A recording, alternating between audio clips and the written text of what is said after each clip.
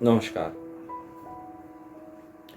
हमने पिछले वीडियो में आपसे बात की थी कि आपके वास्तु के रिसेप्टर्स क्या है।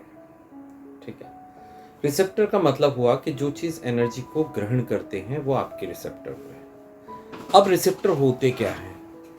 रिसेप्टर आपकी जब चार दीवारें बन गई तो उन चार दीवारों में मुख्य आपका आना जाना जिन मार्ग से होता है वो आपका हुआ रिसेप्टर।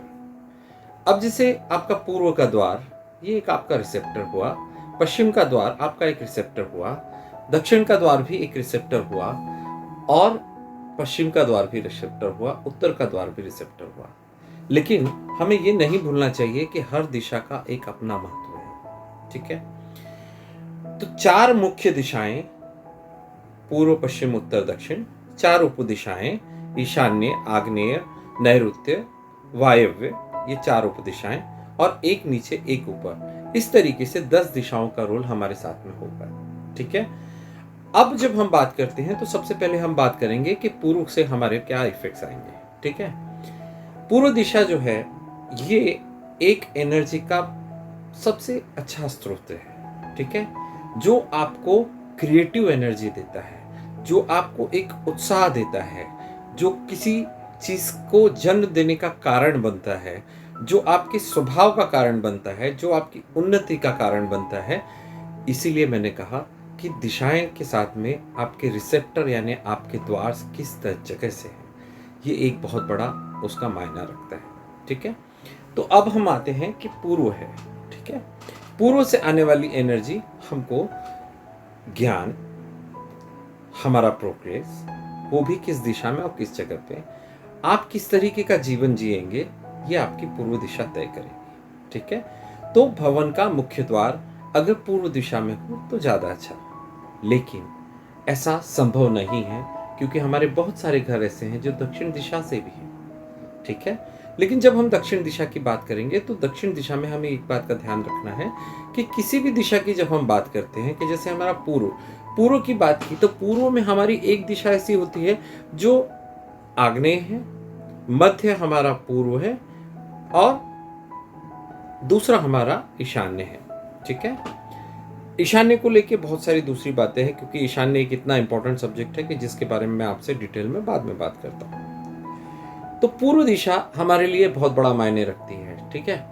अब पूर्व दिशा से हमारा एंट्रेंस, ये हमको ज्ञान, सम्मान, हम कैसा जीवन जिएंगे, ये सब वह पूर्व दिशा को तय करेगा। ईशान्य जो है, ईशान्य एक ऐसी दिशा है कि जो it is a vital point, right. It will also give you energy, but there are differences, उसमें एक फर्क है जो मैं आपको बाद में समझाऊंगा। ठीक है। जब हम एक एक दिशा की बात करेंगे। फिर हम आते हैं उत्तर दिशा की तरफ। उत्तर आमतौर पर ऐसे कहा जाता है कि आपके सारे प्रश्नों का उत्तर है। ठीक है। तो उत्तर है, लेकिन कैसा उत्तर है, आप उसको कैसा उत्तर लेंगे, क्योंकि जब हम उत्तर की बात करेंगे तो फिर वहां पे एक कोने में ईशान्य आएगा, बीच में उत्तर आएगा, और उसके बाद में नैऋत्य आ जाएगा, सॉरी, वायव्य आ जाएगा। ठीक है। तो हमको ये तय करना पड़ेगा इनमें से हमारा द्वार कहां पर रहेगा, कैसा रहेगा। ठीक है। ऐसा ही दक्षिण दिशा की तरफ होगा। दक्षिण दिशा में फिर वहां पे तीन दिशाएं आएंगी। एक आएगी आपकी आग्नेय, एक दक्षिण, और एक आएगा नैऋत्य। नैऋत्य का अपना असर है, दक्षिण का अपना असर है, और आग्नेय का अपना असर है। लेकिन जब कोई आपको रास्ता न दिखाई देता हो तो आग्नेय के आसपास से रास्ता आपको चल सकता है। ठीक है। लेकिन वो कितना आसपास है वो मैं आपको बाद के वीडियो में बताता हूँ, क्योंकि हर एक चीज के एक बहुत डिटेल है। मैंने कहा ना, वास्तु क्या होता है, ये स्थूल से सूक्ष्म पे जाता है ना।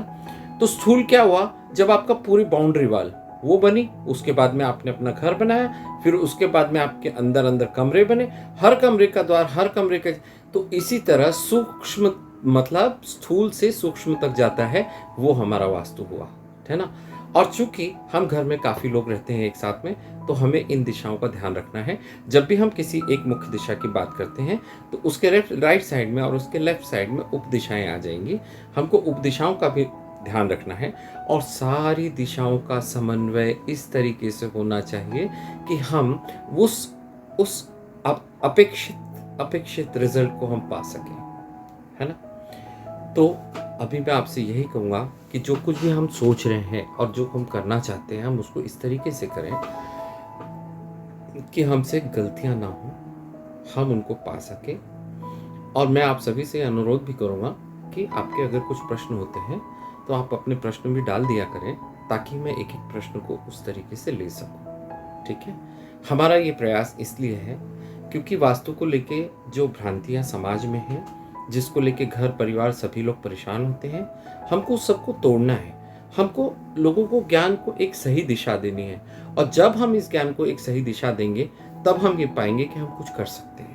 तब हम ये पाएंगे कि हम उस दिशा को सही न्याय दे सकते हैं। और न्याय देना इसलिए आवश्यक है क्योंकि आप न सिर्फ ये कर रहे हैं, बल्कि आप समाज को, आप अपने आप को, आप अपने सब्जेक्ट को, उस शास्त्र को आप न्याय दे पाएंगे। तो इसीलिए मेरा कहना है, इस सब्जेक्ट को आप ढंग से समझिए। मैं आपकी मदद करता हूँ, थोड़ा बहुत मैं भी आपसे सीखूंगा, है ना। धन्यवाद। हम अगले वीडियो में आपसे बात करेंगे कि हर दिशा का क्या मतलब है, लेकिन ये बहुत विस्तृत हो जाता है, इसलिए मैं एक बार के इस वीडियो में सिर्फ एक दिशा के बारे में बात करूंगा। इस तरीके से हम टोटल 10 दिशाओं के बारे में बात करेंगे। ठीक है, धन्यवाद।